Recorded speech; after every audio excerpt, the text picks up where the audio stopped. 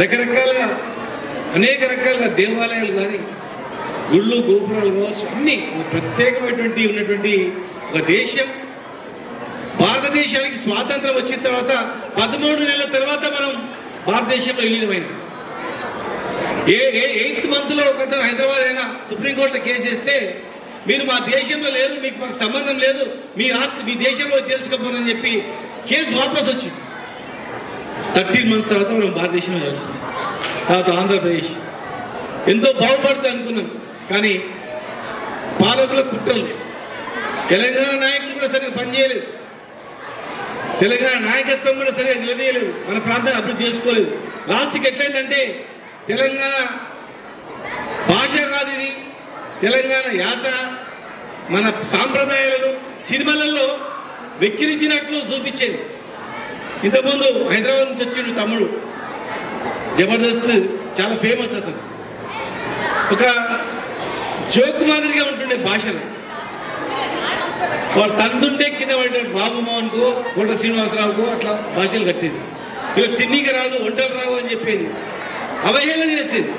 కానీ ఇలా మీ అందరి సహకారంతో తెలంగాణ తెచ్చుకొని ఇలా తెలంగాణ సినిమాలలో మన భాష, సినిమా హీరోయిన్ తెలంగాణ భాష మాట్లాడిందంటే టాప్. అది హీరో తెలంగాణ భాష మాట్లాడిందంటే పాస్ అయిపోతుంది. అంత గొప్పగా ఇలా బతుకమ్మ పండుగ అంటే ఎంత గొప్పది. ప్రపంచంలో ఎవరు కూడా ప్రకృతిని పూజించరు, వాళ్ళు ఎక్కడే ఉండదు, కానీ ప్రకృతిని పూజించే సంస్కృతి. బోనాలు, బతుకమ్మ, కులాలకు అతీతంగా అందరం కలిసిమెలిసి ఉండేటువంటి పెద్ద సంస్కృతి మన తెలంగాణ సంస్కృతి.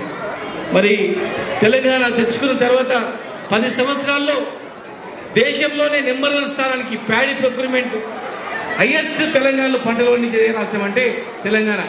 20 స్థానం నుంచి తెలంగాణ నెంబర్ 1 స్థానానికి ఎదిగినాం. నిజంగా తెలంగాణ అభివృద్ధి అయింటే మీరు ఇక్కడ వచ్చేవాళ్ళు కాదు. తెలంగాణ మంచిగా ఉంటే, అన్ని మంచిగా ఉండి 100 ఎకరాలు ఉండి ఊరిని బతికించిన పెద్ద పెద్ద రైతు ఊరు వదిలిపెట్టచ్చు.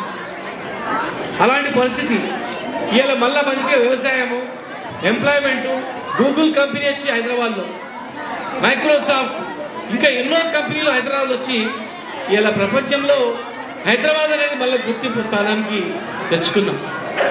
మళ్ళీ రాబోయే రోజుల్లో కూడా దాన్ని కింద పడకుండా ఇంకా పైకి పోయేటట్లు, మెట్టెక్కి పైకి వెళ్ళేటట్లు ఏ ప్రభుత్వం వచ్చినా, ఏ ప్రభుత్వం ఉన్నా మీరు ఇక్కడ ఉండి ఆ ప్రభుత్వానికి దిశానిర్దేశాలు ఇచ్చి ఆ ప్రభుత్వం సరిగ్గా పనిచేయకపోతే హెచ్చరించో, మంచి ఇత్తనంతోనో చెప్పి హైదరాబాద్ను, తెలంగాణ రాష్ట్రాన్ని అభివృద్ధి అయ్యేటట్లు చేసుకోవాల్సిన అవసరం ఉంది. ఈరోజు మీరు మీ సొంత డబ్బులతో అనేక సేవా కార్యక్రమాలు చేశారు.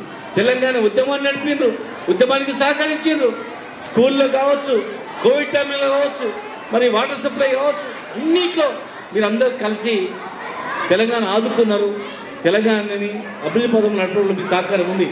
మరి భవిష్యత్తులో కూడా మీ సహకారం చాలా అవసరం.